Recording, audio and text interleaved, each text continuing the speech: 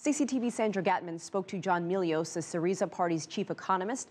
It's Greece's radical leftist party which swept to power, promising to end the country's €240 billion bailout.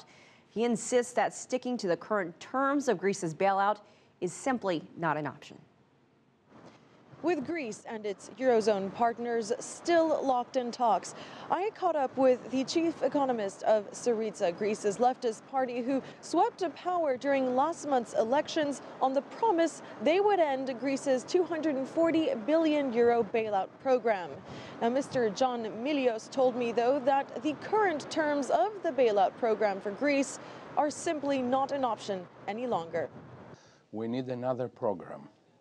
We need a new program which will not stick on austerity. The program that we had until now had, to a large extent, Greek ownership.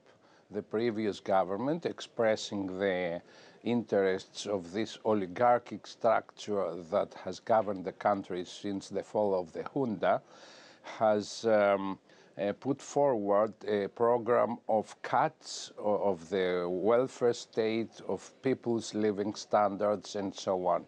We need a program of growth and stability, and that's why we cannot agree to extend a program that has failed, a program that has cost the Greek people a lot of stress and disaster. I also posed the question as to whether Greece will seek financial help from China and Russia should talks here fail to reach a deal.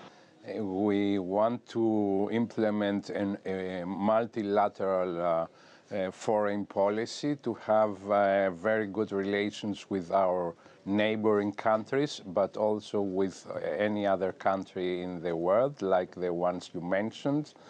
The problem we are talking about is a European problem and shall be solved in the European framework. But the clock is ticking very fast for Greece. Its bailout program ends in just 2 weeks' time, and negotiations here continue to be very tense. Sandra Gathmann, CCTV, Brussels.